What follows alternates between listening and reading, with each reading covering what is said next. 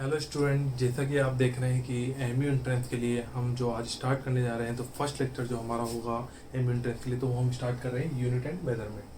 तो देखिएगा, जैसा कि आपको मैं बता दूं, एमयू एंट्रेंस के अंदर जो अपन पढ़ने जा रहे हैं यूनिट एंड मेजरमेंट, इसमें हम फर्स्ट जो डिस्कशन करेंगे वो ये बात है कि यूनिट एंड मेजरमेंट इसलिए पढ़ा जा रहा है क्योंकि जैसे आपको कई बेसिक क्वेश्चन पूछे जाते हैं छोटे छोटे। जैसे अगर मैं बात करूँ कि मेजरमेंट में आपसे पूछा जाएगा कि टाइम के मेजरमेंट के लिए कौन कौन सी यूनिट्स यूज़ की जाती है, या मास का मेजरमेंट करना हो तो कौन सी यूनिट्स यूज़ की जाएंगी, या फिर अगर आपसे और अदर कोई क्वांटिटी जैसे वॉल्यूम को मेजरमेंट करना है तो कौन सी है, जैसे सीसी जो है सेंटीमीटर क्यूब, ये किसकी यूनिट है, तो आप जानते हैं कि वॉल्यूम की यूनिट है। तो इस तरह के जो डिस्कशन हैं वो सारा मेजरमेंट का है, तो उस पर भी कई बार छोटे छोटे क्वेश्चन पूछ लिए जाते हैं। जैसे हालांकि बहुत कम चांसेस होते हैं, पर कई बार पूछ लिए जाते हैं कि आपको सेंटीमीटर क्यूब को 1 लीटर में कन्वर्ट करना है या अदर क्वांटिटी में कन्वर्ट करना है। कई तरह के क्वेश्चन पूछे जा सकते हैं, वो सारे मेजरमेंट की यहाँ पर पूछे जाते हैं। या फिर इस तरह से पूछा जाता है कि अदर छोटी छोटी चीज़ें पूछी जाती है कि टाइम के मेजरमेंट के लिए और कौन से मेथड यूज़ किए जाते हैं। तो आपने देखा होगा वर्टिकल एक स्टिक ली गई है और उसको रखा जाता है। तो हम जानते थे कि जब ओल्ड ईयर्स में उसको टाइम को मेजरमेंट के लिए एक रॉड ली जाती थी। उस रॉड जब सन होता था, सन एक नॉर्थ टू साउथ जब जा रहा होता था, तो उसके कारण क्या होता था, उस वर्टिकल रोड की अलग अलग शेड्स बनती थी और उसके अकॉर्डिंग हम टाइम का मेजरमेंट कर लेते थे। उसके लेंथ के अकॉर्डिंग बता देते थे कि क्या टाइम का मेजरमेंट होगा। तो वही सारी चीज़ों का मेजरमेंट हम यहाँ पर करते थे। तो उस चीज़ का जो डिस्कशन हो रहा था सारा मेजरमेंट में बात की जाती थी।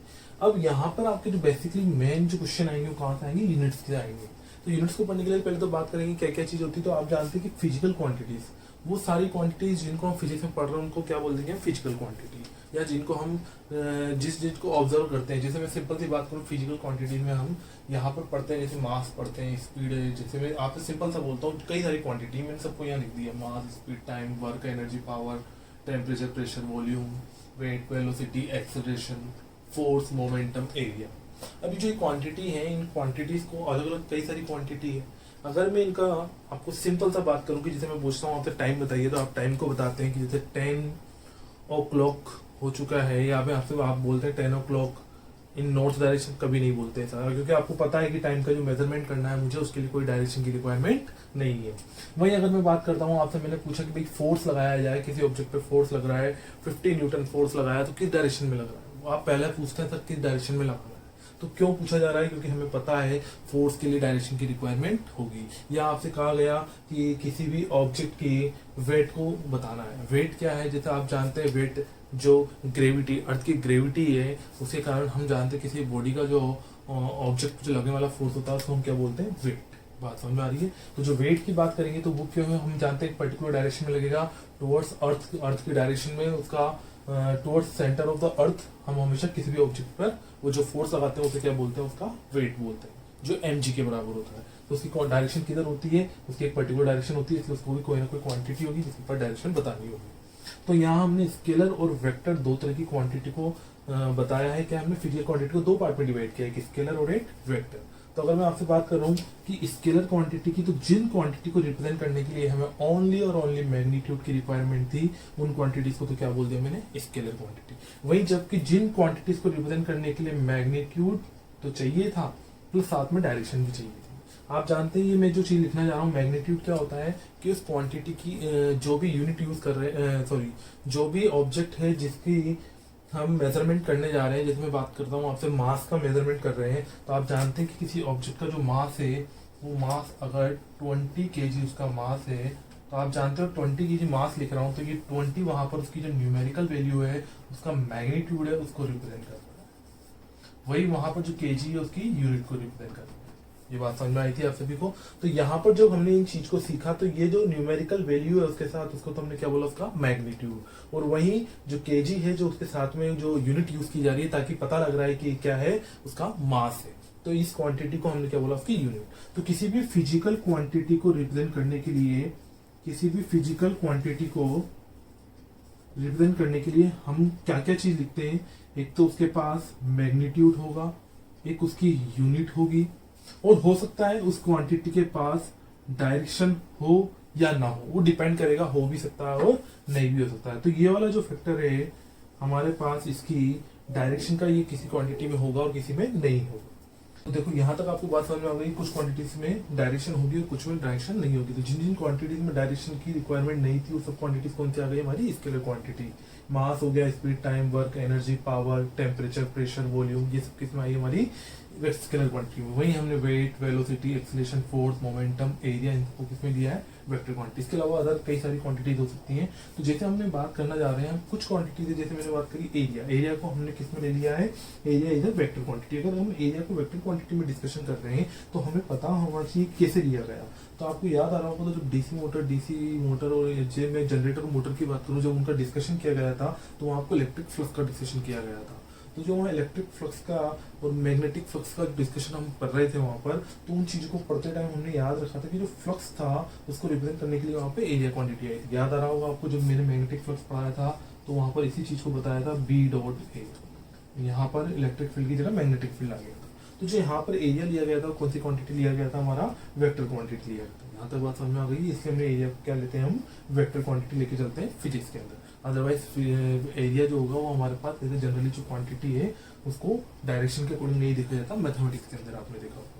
अब बात करते हैं आगे, जैसे प्रेशर और इलेक्ट्रिक करंट को हम किस क्वांटिटी में काउंट कर रहे हैं, स्केलर क्वांटिटी में। तो देखो बात करें अगर प्रेशर और इलेक्ट्रिक करंट को स्केलर क्वांटिटी में काउंट कर रहे हो सर, तो प्रेशर की बात करूं तो प्रेशर अगर जनरली बोला जाए तो प्रेशर कैसे याद रखना है आपको कि प्रेशर रिप्रेजेंट करता है किसी भी सरफेस पर यानी किसी भी ऑब्जेक्ट पर लगने वाला जो फोर्स होगा उस सरफेस के परपेंडिकुलर लगने वाला फोर्स लेना है। जैसे मान लीजिए सरफेस है मेरी, इस सरफेस पे लगने वाला जो फोर्स है वो फोर्स कौन सा होना चाहिए, परपेंडिकुलर होना चाहिए सरफेस के अपॉन उसका एरिया।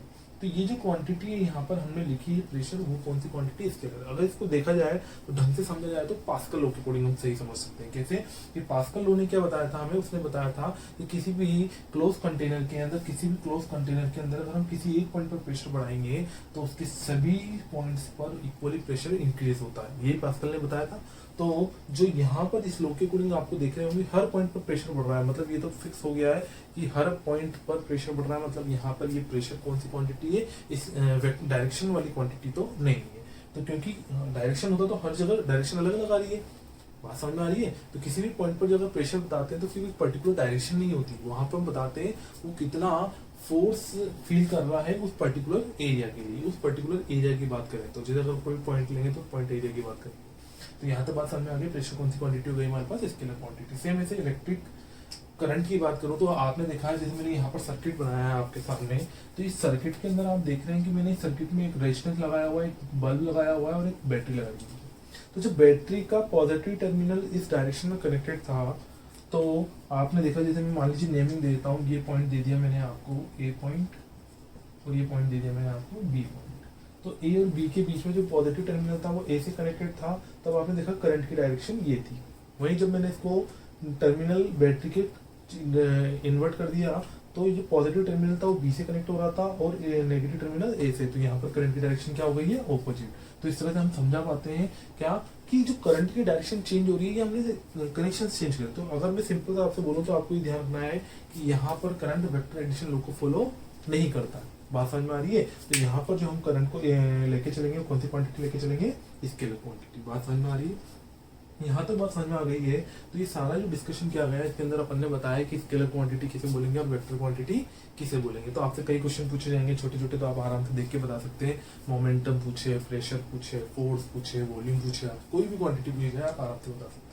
अगर आगे हम बात करें इसी के अंदर, तो जैसे सिंपल सा मैं आपसे बोलूं कि यहाँ पर जब ये चीज समझ में आ गई है, कुछ क्वांटिटी होती है जिन्हें हम बोलते हैं टेंसर क्वांटिटी, जो ना स्केलर क्वांटिटी में काउंट होगी ना जो वेक्टर क्वांटिटी में, दोनों के लोग को फॉलो, दोनों तरह के वो वेक्टर एडिशन लोग को फॉलो भी करती है और फिर भी वो वेक्टर क्वांटिटी में काउंट नहीं हो रही है। तो वो कुछ क्वांटिटीज होती है, जैसे मैं बात करूं आप 11th क्लास में जाएंगे जब पढ़ेंगे moment of inertia, refractive index जो अपन पढ़ते हैं किसमें, लाइट चैप्टर के अंदर, वो सब क्वांटिटी किसमें काउंट होती है हमारी, टेंसर क्वांटिटी में। इसके अलावा एक और क्वांटिटी होती है टेंसर क्वांटिटी, हालांकि कहीं आपसे भी एग्जाम में नहीं पूछा जाएगा, आपसे जो पूछा जा रहा है वो इतना ही पूछा जाएगा कि कौन कौन सी क्वांटिटी है, उनको कैसे कैसे डिफाइन करना है। टेंसर क्वांटिटी का बेसिक बता दिया, तो इतना पता होना चाहिए, बाकी से काम चल जाएगा। अगर यहाँ तक की बात समझ में आ गई है तो अब इसके अंदर जो हमारे पास क्वेश्चन पूछे जाएंगे, किस तरह के क्वेश्चन पूछे जाएंगे, देखिए आगे में और कुछ एग्जांपल्स होते हैं। जैसे मैं सिंपल सबसे पहले एग्जांपल लूंगा फोर्स का। तो फोर्स के बारे में अगर डिस्कशन करेंगे तो आप जानते हैं फोर्स की यूनिट बतानी है, ऐसा यूनिट, जिसकी ऐसा यूनिट क्या लिखते हैं हम, न्यूटन लिखेंगे। तो न्यूटन लिखते हैं, इसका एन से रिप्रेजेंट कर रहे हैं। बात समझ में आ रही है।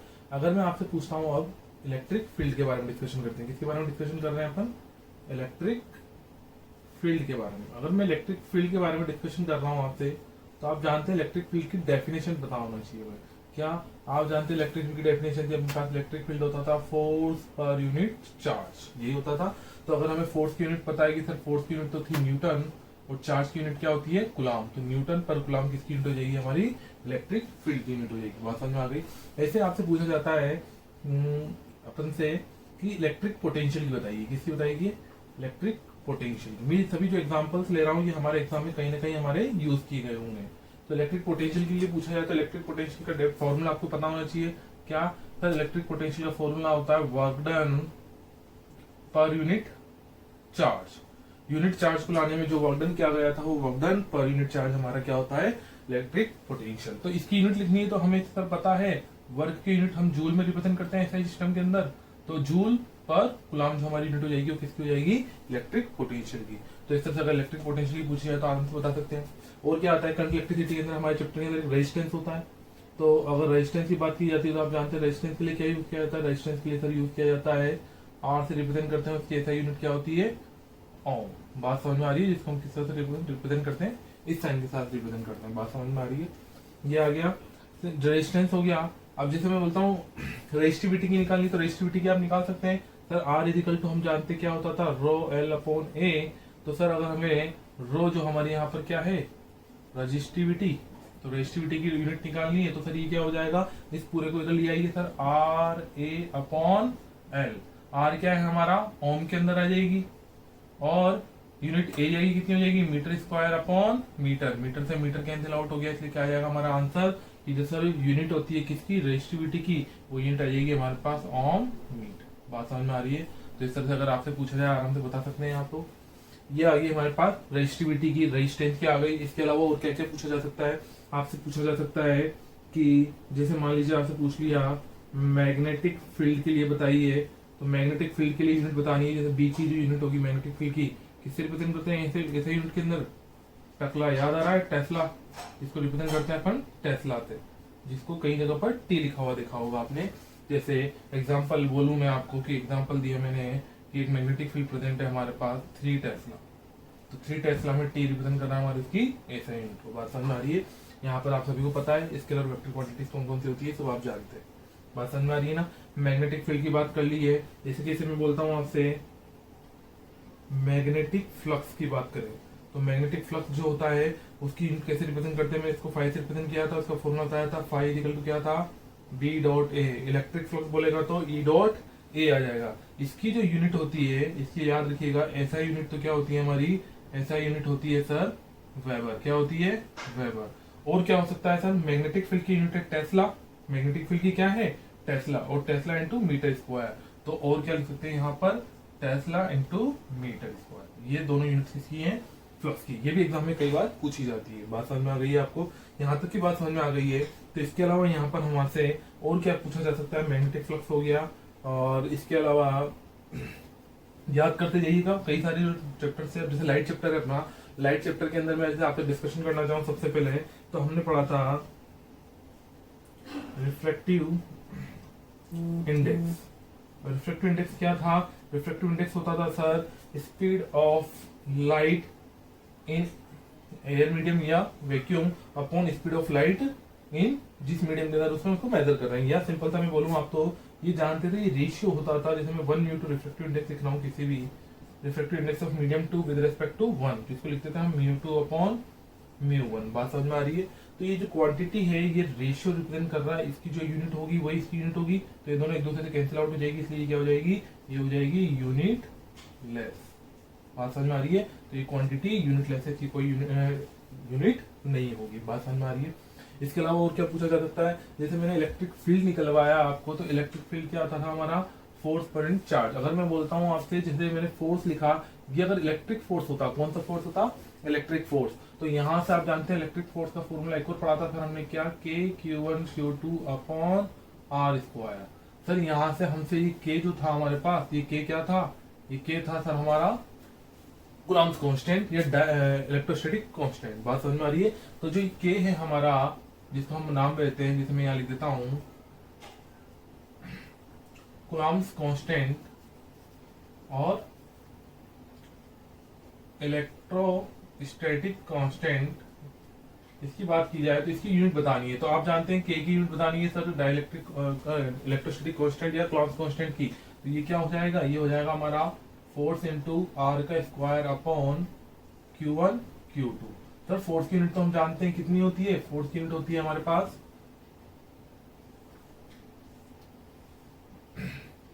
बात सुनिएगा, फोर्स की यूनिट क्या होती है, फोर्स की यूनिट होती है sir newton into metre square upon क्या हो जाएगा कूलम्ब का स्क्वायर। बात समझ में आ रही है।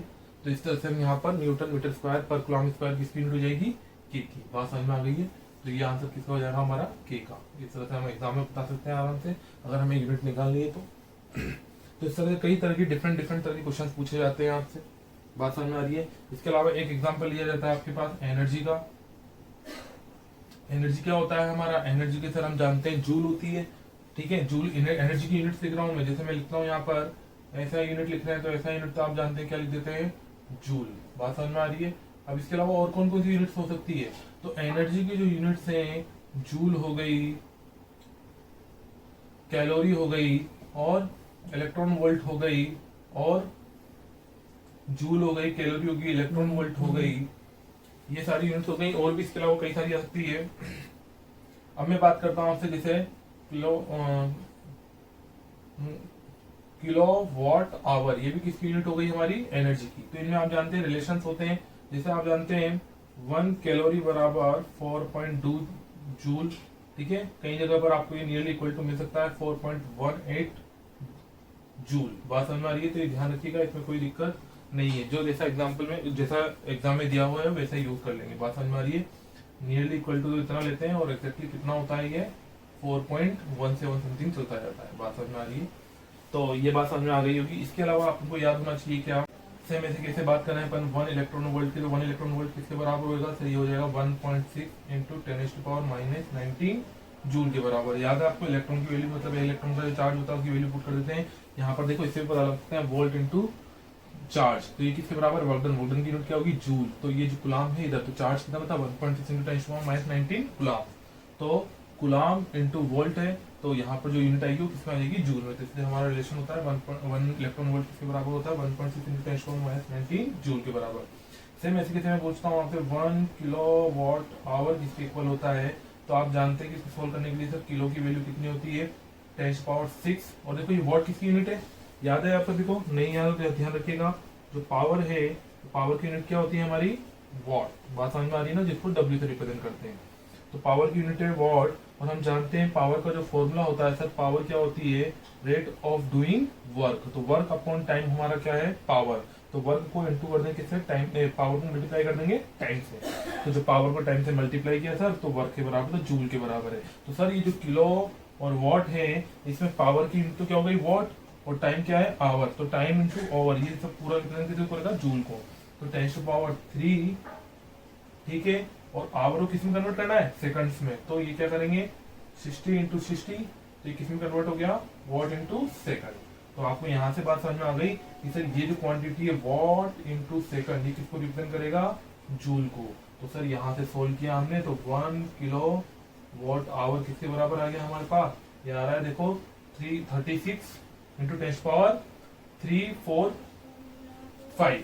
तो इसको स्टैंडर्ड फॉर्मेट में कन्वर्ट कर लेते हैं 3.6 इंटू 10⁻6। बात समझ में आ रही है ना। तो इसलिए हमारे पास कितना आ गया, ये 1 kilowatt hour is equal to 3.6 into 10⁻6 joule. बात समझ में आ रही है। तो ये भी फॉर्मूला यूज किया जाता है, ये रिप्रेजेंट करता है किसको, 1 यूनिट को। सारा डिस्कशन हम इलेक्ट्रिसिटी के अंदर कर चुके होते हैं, और वापिस अभी आगे जो हम इलेक्ट्रिसिटी चैप्टर का डिस्कशन करेंगे वहाँ इस चीज का डिस्कशन करेंगे। तो आपसे यूनिट्स के बारे में इन चीजों का काफी डिस्कशन किया जाता है। आपके एमयू के अंदर घूम फिर कर इन्हीं में से कुछ क्वेश्चंस का आने का चांसेस रहेंगे। बात समझ में आ गई आपको। तो इन सभी यूनिट्स का आपको बेसिकली याद रखना है। बात समझ में आ गई है, नोट कर लें इसे। नेक्स्ट चैप्टर टॉपिक जो डिस्कशन करने के लिए जा रहे हैं वो करने जा रहे हैं आपके इसका मोशन का। तो देखिए अपन ने लास्ट में जो मैंने आपसे डिस्कशन किया था, तो यूनिट एंड मेजरमेंट का डिस्कशन किया था, जिसके अंदर आपको सारी चीज़ें बता दी थी मैंने, किस किस तरह से क्वांटिटीज पूछी जाती है आपसे, किसकी यूनिट क्या होगी और किस तरह का डिस्कशन, वो सारा डिस्कशन हो गया था। अब जो डिस्कशन करने जा रहे हैं मोशन का, तो मैं बात कर रहा हूँ अब हम हमारे सारे जो 9th के चैप्टर्स हैं उनका डिस्कशन चालू कर रहे हैं, जिसका फर्स्ट पार्ट किया है हमने मोशन। तो आप जानते हैं किसी चैप्टर, इस चैप्टर के अंदर देखो सारा बेसिक पार्ट आप सभी जानते हैं कि कोई ऑब्जेक्ट रेस्ट में है या मोशन में है तो कैसे डिफाइन होगा क्या है। तो इसमें मैं देखो आपको सिंपल वे में बता रहा हूँ, सब चीज़ें आप डिस्कस की हुई है। मैं एक सिंपल सी बात करता हूँ, किसी भी ऑब्जेक्ट के रेस्ट में या मोशन में होने के लिए आप जानते हैं कि उन दोनों क्वांटिटी या रेस्ट में है या मोशन में, ये चीज़ हमें देखनी है। तो हम उसका क्या देखते हैं, उसका देखते हैं पोजीशन। और पोजीशन को डिफाइन करना है तो पोजीशन डिफाइन होती है कैसे, टाइम के अकॉर्डिंग। कि कोई ऑब्जेक्ट की पोजीशन डिफाइन कर रहे हैं, मतलब उसकी टाइम के अकॉर्डिंग हम क्या उसकी पोजीशन है उसको डिफाइन कर रहे हैं। तो इसके लिए हम क्या करते हैं, पोजीशन को रिप्रेजेंट करने के लिए एक तो रेफरेंस पॉइंट की रिक्वायरमेंट होती है। आप सभी जानते हैं, आपने सुना है कि हमारे पास दो एक्सिस हैं, एक एक्स एक्सिस और एक वाई एक्सिस। तो इन दोनों एक्सिस का जो इंटरसेक्शन जिस पॉइंट पर होता है वहां से हम मेजरमेंट कर रहे हैं कि मान लीजिए एक डायरेक्शन में इतना गया, वाई में इतना गया। तो उन सभी चीज का मेजरमेंट कहाँ से कर रहे थे, इस ओरिजिन से। तो ये ओरिजिन जो लिया गया है यहाँ पर, ये हमारा कौन सा पॉइंट था, रेफरेंस पॉइंट। बात समझ में आ रही है। और इसके अकॉर्डिंग वो जिस पॉइंट पर होगा, मान लीजिए पहले ए पॉइंट पर था, बाद में वो यहाँ से मूव करके मान लीजिए वो इस डायरेक्शन में मूव करा और वो बी पॉइंट पर पहुंच गया। तो ए से बी पॉइंट पर पहुंचा, तो ये उसकी पहले जो उसका रेफरेंस उसकी पोजीशन थी वो यहाँ से डिफाइन थी, बाद में वो यहाँ चला गया। तो ये सब मेजरमेंट हम यहाँ से कर रहे थे कि उसका यहाँ के जो कोऑर्डिनेट होंगे, कुछ ना कुछ कोऑर्डिनेट होंगे x1, y1 और इसके कोऑर्डिनेट होंगे x2, y2। तो इस तरह से हमने डिफाइन किया था कि ये जो सब डिस्कशन क्या कर रहा है फिक्स पॉइंट से किया जा रहा है, ये सब आपने पढ़ा हुआ है। हमें जो पहले डिस्कशन करना है इस चैप्टर के अंदर, सबसे पहले तो आपको पता है इसके अंदर कुछ बेसिक क्वांटिटीज को हम डिस्कशन करते हैं। तो बेसिक क्वांटिटीज में हम क्या क्या पढ़ते हैं, तो सबसे पहले हम बात करेंगे यहाँ पर एक तो डिस्टेंस की, और दूसरी क्वांटिटी क्या होती है हमारे पास, डिस्प्लेसमेंट। तो आप मुझे बताएंगे कि डिस्टेंस और डिस्प्लेसमेंट का सिंपल डायरेक्ट हम कंपैरिजन करके बता देते हैं क्या क्या कुछ चीज़ें हम जानते हैं। मैं अगर आपसे कहता हूँ कि मान लीजिए जो ऑब्जेक्ट का मोशन हो रहा है, देखो ये सारी चीज़ें डिस्कस हो जाएगी इसके अंदर। मोशन अलग अलग टाइप के होते हैं, rectilinear motion, circular motion, curved motion, rotational motion और ऑसिलेटरी मोशन, पेरियोडिक मोशन। वो सारे मोशन के टाइप होते हैं। वो आपके कई अभी डिस्कशन में नहीं आएगा कि किसमें क्या है। हमें बेसिकली हमें पता होनी चाहिए क्वेश्चन, जो न्यूमेरिकल क्वेश्चन कैसे आएंगे उनको कैसे हैंडल करना है। तो मैं आपसे सिंपल सा मान लीजिए मैंने एक स्ट्रेट पाथ पे कोई ऑब्जेक्ट मूव कर रहा था, किसी एक पॉइंट ए से बी पॉइंट पर गया। बात समझ में आ रही है। तो वो अगर स्ट्रेट पाथ पर मूव कर रहा है तो इस पाथ को फॉलो कर रहा होगा। मैं बोलता हूँ अगर वो मान लीजिए इस तरह से किसी पाथ को फॉलो करते हुए गया हो बी पॉइंट पर, तो ये जो दूसरा पाथ रहा होगा। कोई मान लीजिए हो सकता है वो कुछ इस तरह से इस तरह से इस तरह से गया हो, तो ये इसका सी पाथ था। अलग अलग तरह के पाथ फॉलो करे और वो एक पॉइंट ए से बी पॉइंट पर पहुंच गए। तो जब इस तरह का डिस्कशन करते हैं, आप जानते हैं डिस्टेंस तो होती है क्या, actual length of the path. बात समझ में आ रही है। ये एक्चुअल लेंथ थी, और जबकि ये क्या थी हमारी डिस्प्लेसमेंट, इनिशियल से फाइनल पॉइंट के बीच की मिनिमम डिस्टेंस। तो उसे हम बोलते हैं कि shortest distance between two point, initial and final point, जहां से चलना स्टार्ट किया और जहां पहुंचा वो क्या कहलाएगा, उसका डिस्प्लेसमेंट। और ये सब क्वांटिटी हम जानते हैं। देखो इसका मुझे ज़्यादा डिस्कशन करने की जरूरत नहीं है, आप सभी को पता है। ये सब क्वांटिटी आपने 9th क्लास में पढ़ी हुई है। हम एमई एंट्रेंस के लिए पढ़ रहे हैं तो हमें इन सब में बस जो मेन काम की चीज़ों को पता होना चाहिए। जब शॉर्टेस्ट डिस्टेंस बोल रहा हूँ तो आप जानते हैं ये क्वांटिटी की वैल्यू जो यहाँ से ए से बी पॉइंट के बीच की शॉर्टेस्ट डिस्टेंस की बात कर रहे हैं, मतलब ये सबसे मैग्नीट्यूड में सबसे छोटा होगा। तो अगर मैं आपसे बात कर रहा हूँ डिस्प्लेसमेंट की, तो डिस्प्लेसमेंट एक पॉइंट ए से चलना स्टार्ट किया और बी पॉइंट पर पहुंच गया। बात समझ में आ रही है।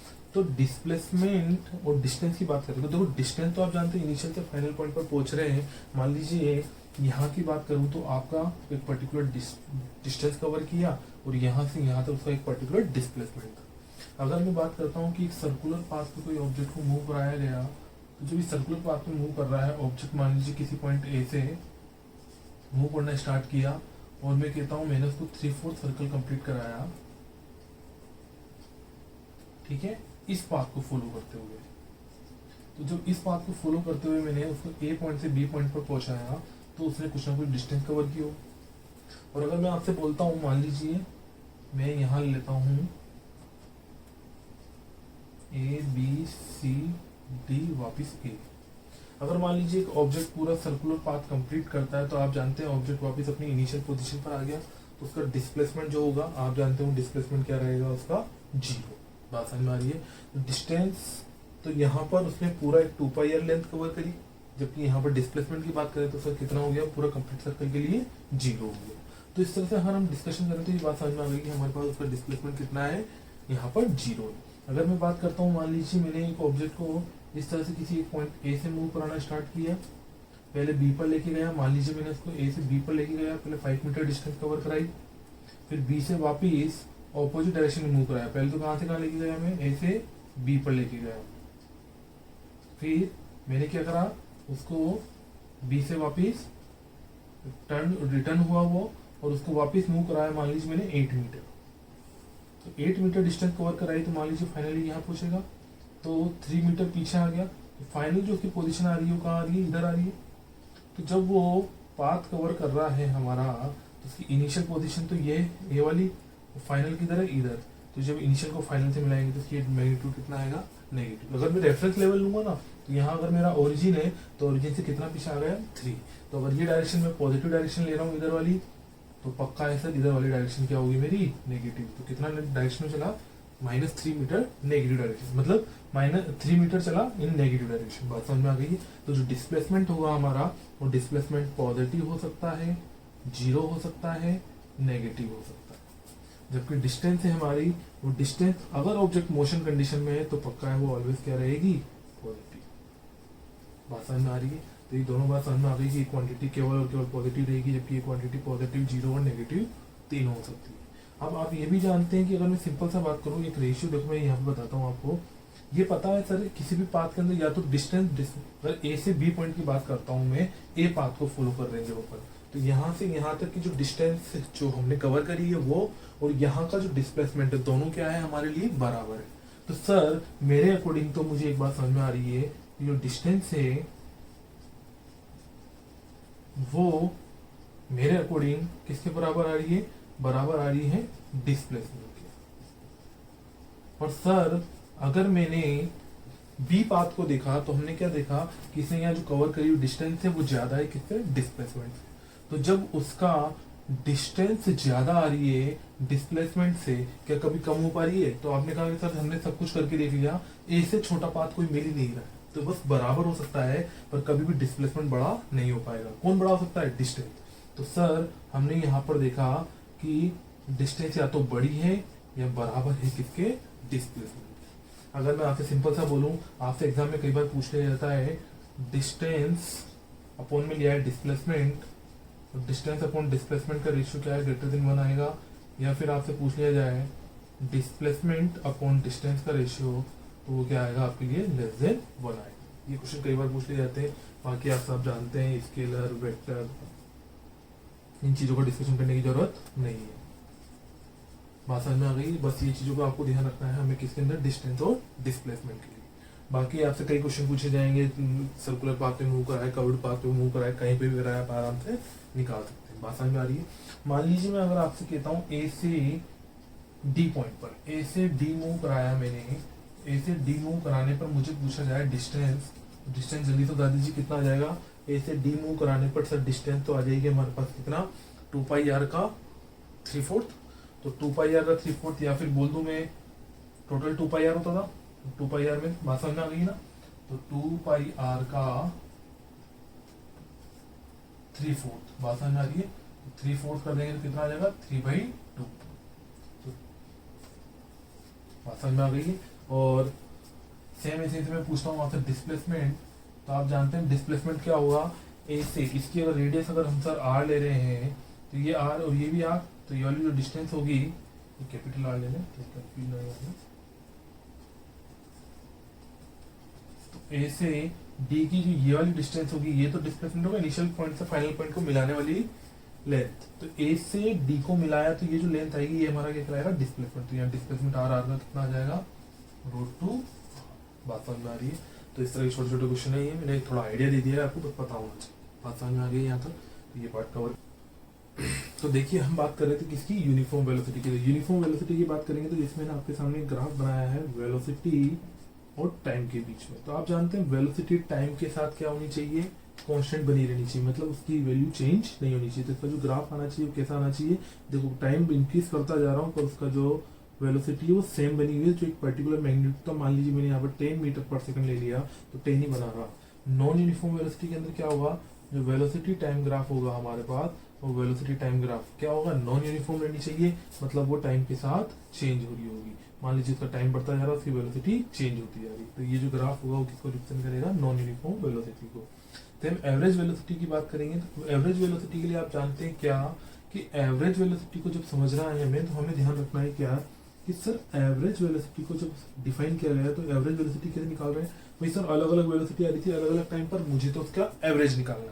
तो एवरेज निकालना है तो मैंने क्या करा, उसका जो उस पाथ में उसने जो टोटल डिस्प्लेसमेंट लिया अपॉन उसका जो टोटल टाइम लगा वो लिख दिया। तो मतलब जब भी आपको एवरेज की बात की जाएगी total displacement upon total time का डिस्कशन करना होगा। बात समझ में आ रही है, डिस्प्लेसमेंट को एक्स से रिप्रेजेंट कर रहे होंगे अपॉन टाइम से। ये वेक्टर क्वांटिटी क्यों लिखी है मैंने, क्योंकि डिस्प्लेसमेंट वेक्टर क्वांटिटी उसके थ्रू जो आने वाली क्वांटिटी होगी वेलोसिटी वो भी क्या आएगी, वेक्टर क्वांटिटी। हालांकि यहाँ पर अपने कोई डिस्कशन में यूज नहीं आएगा, आपको बहुत सिंपल बता देंगे, डायरेक्शन रेक्टिलिनियर मोशन के अकॉर्डिंग सारा डिस्कशन होगा अपने यहाँ पर। तो ये बात समझ में आ गई। सेम इंस्टेंटेनियस वेलोसिटी क्या होती है, एक पर्टिकुलर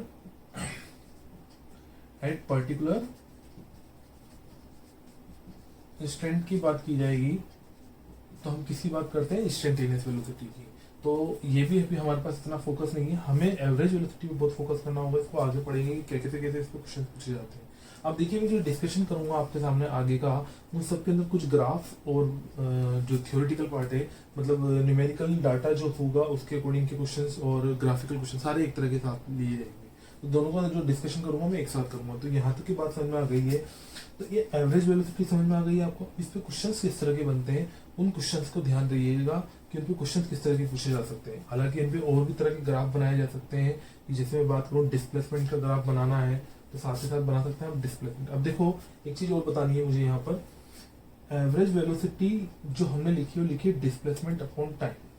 तो आप जानते हैं कि डिस्प्लेसमेंट और टाइम का क्या है ये रेशियो, मतलब अगर मैं सिंपल सा बोलूं तो ये x जो है डिस्प्लेसमेंट है तो डेल्टा की फॉर्म में लिखते हैं हम इसे, final minus initial, x2 minus x1 final position minus initial position upon तो टोटल टाइम लगा तो डेल्टा टी लिख दीजिए थे, t2 माइनस t1। बात समझ में आ रही है, t final minus t initial लिख सकते हैं।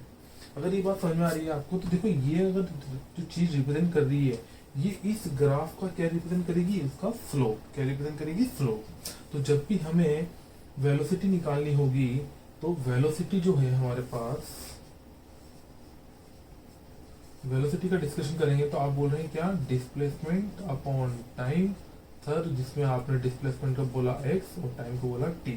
तो जो ये रिप्रेजेंट करेगा ये हमारे पास डिस्प्लेसमेंट टाइम ग्राफ का क्या रिप्रेजेंट कर रहा है, स्लोप। क्या रिप्रेजेंट करेगा ये, स्लोप। अगर आपको ये चीज समझ में आ रही है तो slope of displacement time curve क्या देगा हमें, slope of displacement time curve हमें दे देगा उसकी वेलोसिटी। अगर ये बात समझ में आ गई है आपको तो अब हमारे पास यहाँ से डिस्कशन स्टार्ट हो गया है कि जो भी ग्राफ दिखेंगे वहां देखते ही हमें पता लग जाएगा उसकी वेलोसिटी निकालनी है, slope of displacement time curve. एक एग्जांपल ले रहा हूँ यहाँ पर छोटा सा, जल्दी से देख के बता दीजिएगा कि मान लीजिए मैंने ये एग्जाम में पूछे जाते हैं इस तरह के क्वेश्चन आपको, जैसे यहाँ दिया गया है कि डिस्प्लेसमेंट और टाइम के बीच में एक कर्व दिया गया है आपको, डिस्प्लेसमेंट और टाइम के बीच में। तो मान लीजिए मैंने आपको यहाँ दो कर्व बना के दिए हैं इस तरह से, मान लीजिए ये कुछ इस तरह के दिए गए, बात समझ में आ रही है। तो अगर मैं आपसे पूछता हूँ कि बताइए ये कर्व ए है और ये कर्व बी है, तो बताइए दो ऑब्जेक्ट हैं ए और बी दोनों मूव कर रहे हैं तो किसका स्पीड ज्यादा होगा, किसका स्पीड कम होगा, या मैं पूछ लूं किसकी वेलोसिटी ज्यादा होगी किसकी वेलोसिटी कम होगी। तो देखो यहाँ पर डिस्प्लेसमेंट दे चाहे डिस्टेंस दे, दोनों के थ्रू अगर पॉजिटिव साइड में ग्राफ है तो डिस्टेंस और डिस्प्लेसमेंट दोनों सेम चलेगी। तो हम यहाँ दोनों बात बता सकते हैं, स्पीड हो चाहे वेलोसिटी हो। तो देखो यहाँ पर स्लोप किसका ज्यादा आ रहा है, बी का। सर एंगल जो बी ने बनाया है वो ज्यादा है, थीटा बी ज्यादा है किससे, थीटा ए से। तो जो थीटा बी का ज्यादा है थीटा ए से, मतलब स्लोप ग्रेटर है। और स्लोप ज्यादा होगा तो उसकी स्पीड भी क्या होगी, ज्यादा। तो speed of B is greater than speed of A, या वेलोसिटी के लिए पूछा जाए तो velocity of B is greater than velocity of A. बात समझ में आ गई। तो इस तरह के क्वेश्चन पूछे जाए आराम से कर सकते हैं आप, इस तरह से ग्राफ देख के बता सकते हैं क्या होगा। बात समझ में आ गई। इस ग्राफ पे और किस तरह के क्वेश्चन पूछे जा सकते हैं देखिए। तो देखिएगा, अब क्वेश्चन दिया हमने यहाँ पर एक डिस्प्लेस पोजीशन टाइम ग्राफ दिया हुआ है, सिंपल समझ लीजिए आप, डिस्प्लेसमेंट टाइम ग्राफ आपको गिवन है और आपको बताना है find position and time when they meet. A और बी की दोनों की हमें स्पीड गिवन है और हमसे बोला गया है दोनों किस पॉइंट पर, मतलब किस टाइम पर मीट करेंगे, वो टाइम बताना है हमें, और किस पोजीशन पर मीट करेंगे वो बताना। तो मान लीजिए मैंने मान लिया यहाँ कि वो दोनों टाइम टी पर मिल रहे थे और उनकी पोजीशन मान लेते हैं अपने यहाँ पर कुछ भी मान लेते हैं, तो मैंने मान ली क्या माने डी डिस्टेंस मान लेते हैं। तो डी डिस्टेंस पर जाकर मिल रहे हैं, तो आप जानते हैं दोनों की स्पीड गिवन है, तो सिंपल सा हम जानते हैं डिस्प्लेसमेंट टाइम ग्राफ गिवन है। डिस्प्लेसमेंट टाइम ग्राफ के अंदर आपको पता है सबसे पहले आपको क्या लिखना होता है, sir displacement time graph given है, जिसकी वेलोसिटी होती है वो क्या होता है, slope of x T curve. बात समझ में आ रही है। Slope of x T curve निकाल लेंगे हम। Slope of x T curve निकालना तो पहले वाले बात करते हैं अपन ए के लिए बात करते हैं। ए की स्पीड कितनी दी हुई है, 8 मीटर पर सेकंड। तो 8 मीटर पर सेकंड स्पीड गिवन है ए की। तो ए के लिए जो डिस्टेंस कवर करी ए ने वो कितनी लेंगे हम जब मीट करेंगे, डी डिस्टेंस कवर करी ए ने। देखो वो ओरिजिन से चलना स्टार्ट हुआ है, कहाँ से चलना स्टार्ट हुआ है, ओरिजिन से। तो ओरिजिन से चलना स्टार्ट हुआ है तो उसने डिस्टेंस कवर करी डी और टाइम लिया टी। तो डी डिस्टेंस कवर कर रहा है टी टाइम के अंदर, डिस्टेंस अपॉन टाइम। तो हमारे पास 8 मीटर पर सेकंड उसकी स्पीड होगी, तो डिस्टेंस अपॉन टाइम से हम क्या निकाल लेंगे, एक रिलेशन। सेम ऐसे केस में अगर आपसे बोलता हूँ बी की बात करें हम, ये तो किसी बात होगी फॉर ए। सेम बात करें हम फॉर बी, तो बी की बात करेंगे तो बी कितना चला हमारे पास, बी देखो स्टार्टिंग पोजीशन कहाँ था 20 पर और फाइनली कहाँ पहुंचा हुआ डी पर। तो देखो अगर मैं सिंपल सी बात करूं तो आपसे बी तो इतना ही पार्ट चला है, तो कितना चला डी माइनस 20। तो उसकी स्पीड गिवन है 6, कितनी गिवन है 6। तो उसने जो डिस्टेंस कवर करी कितनी करी, D minus 20 upon distance upon time. Time कितना लगा उसको यहाँ से यहाँ तक, टाइम तो सेम लगेगा इस पॉइंट पर पहुंचने के लिए, तो टाइम कितना लगेगा टी। तो यहाँ से आपके पास डी इक्वल टू तो आ गया 8t और यहाँ से मिल गया d minus 20 is equal to 6t। सबसे पहले अगर आपको पोजीशन निकालनी हो दोनों को डिवाइड कर लो, तो क्या दोनों को डिवाइड करते टी से टी कैंसिल आउट हो जाएगा। बात समझ में आ रही है। फर्स्ट इक्वेशन हो गई और ये सेकंड इक्वेशन हो गई, दोनों को सोल्व कर लेंगे तो हमारे पास मिल जाएगा देखो d minus 20 upon D, second equation upon first equation कर रहा हूँ मैं, second equation upon first equation. तो देखिए d minus 20 upon D is equal to कितना आ जाएगा मेरे पास, d minus 26 upon 8 cancel out कर लेंगे, 3/2 3 4 सोल्व कर लेंगे, अब आ जाएगा 40d minus 4 2 80 is equal to 3d। तो 3 में से 4 तो 4 में से 3 गया तो d इजिकल टू 80 मीटर। बात समझ में आ गई है। तो इस तरह से पोजीशन आ गई है तो क्या टाइम निकाल सकते हैं, पोजीशन आ गई आपके पास 80 तो टाइम आ गया 10 सेकंड। बात समझ में आ गई है। दोनों इक्वेशन से फाइंड कर लिया हमने। इस तरह से अगर एग्जाम में क्वेश्चन आया आप आराम से सोल्व कर सकते हैं। तो ये हमने इस तरह से सोल्व किया। यहाँ पर हमने फाइंड किया क्या कि डिस्प्लेसमेंट टाइम ग्राफ दिया हो तो उससे क्वेश्चन को कैसे सोल्व करना। आपको सिंपल सा इतना पता होना चाहिए। अभी जो आपके काम आएगा क्या कि सर हमें तो ग्राफ देखकर क्या निकालना होगा, उसका स्लोप पता लगाना है, डिस्प्लेसमेंट टाइम। अभी मैं आपको शॉर्ट ट्रिक बता दूंगा जिससे हमें पता लग जाएगा कि कैसे भी कोई से भी ग्राफ है उसको एक साथ एक्सप्लेन कर लेंगे। बात समझ में आ रही है। कैसे भी सोल्व करना है, बस वो ट्रिक ध्यान रखना है। अभी तो जिसमें बता रहा हूँ आपको बेसिक बता रहा हूँ, बेसिक चीज क्लियर होनी चाहिए। मेरी का समझ में आ गया तो एक तरीका बताऊंगा, पैटर्न को याद रखनी है तो डायरेक्ट याद हो जाएगा। बात समझ में आ गई है यहाँ तक बात समझ में आ गई। तो नेक्स्ट देखिएगा। अब अगर अपन बात करते हैं यहाँ पर आपके जो क्वेश्चंस पूछे जाते हैं वो किस तरह के क्वेश्चंस पूछे जाते हैं।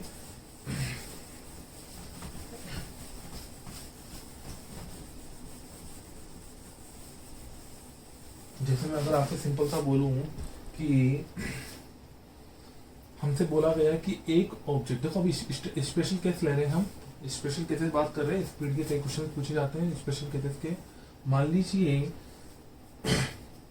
आपकी टोटल जर्नी में जो डिस्टेंस कवर की गई थी वो डिस्टेंस डी कवर की गई है और उसमें टाइम लगने वाला टी टाइम। कितना टाइम है, टी टाइम। तो क्वेश्चन इस तरह पूछे जाते हैं आपसे। पहला क्वेश्चन पूछा गया इक्वल डिस्टेंस कवर कर रहे हैं इन इक्वल फर्स्ट देखो मैंने बोला फर्स्ट हाफ जर्नी, हमें ए से बी तक मूव कराना है ऑब्जेक्ट को, और हमसे बोला गया कि फर्स्ट हाफ जर्नी जो फर्स्ट t/2 डिस्टेंस है वो डिस्टेंस कवर की गई विद स्पीड v1 और सेकंड हाफ डिस्टेंस कवर की गई v2 से। याद रखिएगा पहला केस जो ले रहा हूं उसमें मैंने टाइम अलग अलग हो सकता है, मैंने यहाँ पर उनने डिस्टेंस जो कवर करी है वो इक्वल ली है, तो इक्वल डिस्टेंस कवर करा रहा हूँ, टाइम का नहीं दिया है, स्पीड अलग अलग गिवन है।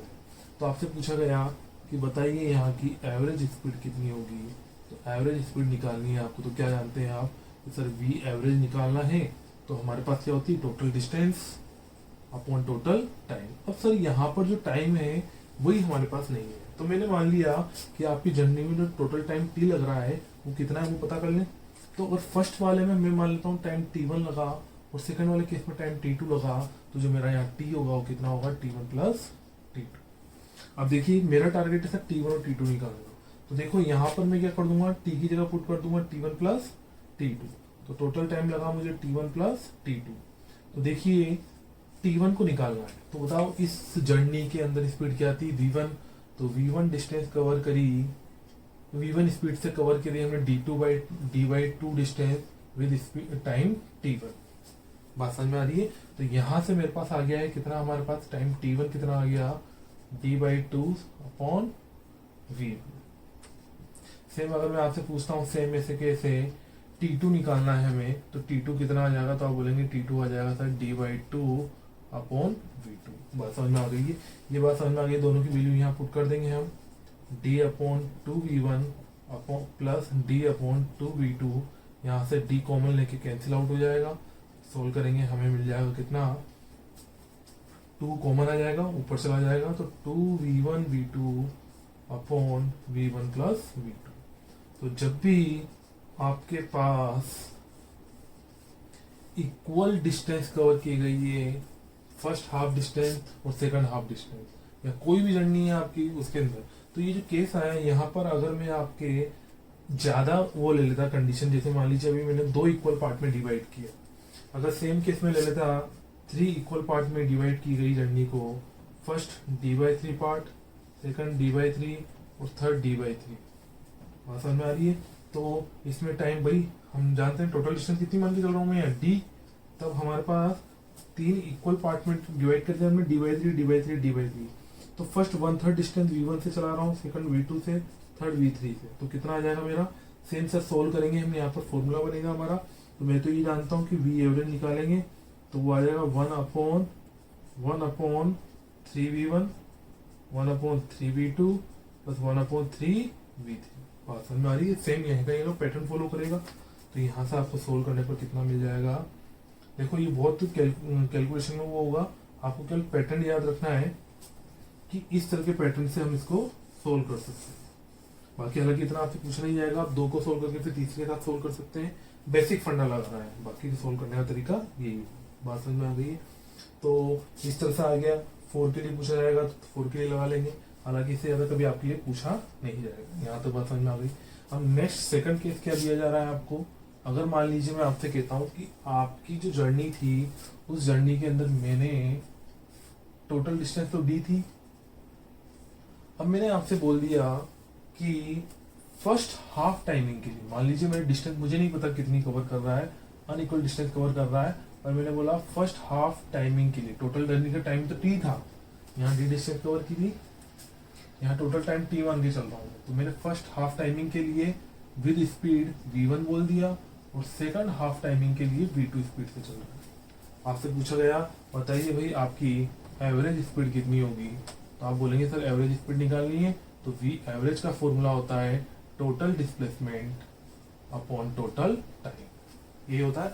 मैं टोटल टाइम t लेके चल रहा हूँ यहाँ पर, तो टोटल टाइम t लेके चल रहा हूँ, तो मुझे बताइए आप टोटल टाइम t लेके चलता हूँ, हाफ टाइमिंग t/2 और यहाँ का टाइम t/2, तो आपने कहा सर हमारा तो basic concept d distance cover की, पहला डिस्टेंस जो देखो, अब यहाँ पर जो आपको डिस्टेंस टोटल डिस्टेंस d लेके चल रहे हो, आपको नहीं पता, आपने मान लिया सर मैंने पहले डिस्टेंस कवर करी d1 मान लेते हैं और सेकंड डिस्टेंस कवर करी d2, तो आप बोलेंगे सर मेरा जो d है वो d1 प्लस d2 होगा, तो यहाँ पर जो हमारा d था उसकी जगह हमें क्या पुट करना है, हमें पुट करना है सर d1 प्लस d2 अपन टोटल टाइम तो t था ही सही, क्योंकि हमें उसने 2 इक्वल हाफ में डिवाइड करवाया था। अब देखिए d1 डिस्टेंस कितनी है, तो आप बोलेंगे speed is equal to distance upon time लगा, तो यहाँ के लिए, तो यहाँ के लिए लगाया हमने speed is equal to distance upon time. तो कितना मिल गया मुझे यहाँ से, v1 आ गया सर हमारे पास 2d1 अपॉन टी। सेम ऐसे v2 पूछूंगा मैं आपसे, तो सेम जैसे सर आपने v1 लिखा, v2 कितना आ जाएगा मेरे पास 2d2 अपॉन टी। बात समझ में आ गई है। अगर ये बात समझ में आ गई तो दोनों की वैल्यू यहाँ पुट करेंगे, तो d1 तो आ गया मेरे पास कितना v1t/2 और v2 आ जाएगा, सॉरी d2 आ जाएगा हमारे पास कितना v2t/2 अपॉन में t कॉमन लेके कैंसिल आउट कर देंगे, तो हमारे पास क्या आ जाएगा v एवरेज हमारे पास मिल जाएगा v1 प्लस v2/2। ये बताने का पर्पस क्या था मेरा मेन पर्पस है आपको ध्यान रखना है, जब इक्वल डिस्टेंस की बात कर दे कि 2 इक्वल डिस्टेंस कवर कर रहा है अनइक्वल स्पीड से, तब आपको फॉर्मूला यूज करना है ये वाला। और जब आपसे बोलते हैं इक्वल इंटरवल ऑफ टाइम के लिए डिफरेंट स्पीड से चल रहा हो, इक्वल इंटरवल ऑफ टाइमिंग के लिए डिफरेंट स्पीड से चल रहा हो, तो ये फॉर्मूला यूज करेगा। बात समझ में आ गई। हमेशा ये यूज कर लेते हैं सभी स्टूडेंट, ये गलती हो जाती है, याद रखें ये गलती ना हो। ये कब लगाना है, जब इक्वल टाइम इंटरवल के लिए चले। बात समझ में आ गई है। क्वेश्चन छोटे क्वेश्चन आते हैं, कई सारे आप कर सकते हैं आराम से। 30-60 स्पीड दे रखी होगी, पुट कर देंगे, सोल्व कर देंगे, आंसर आ जाएगा। बात समझ में आ गई है। तो ध्यान रखेंगे कब किसको लगाना है, इस चीज का पता रहेगा। ठीक है, नोट कर लेते हैं।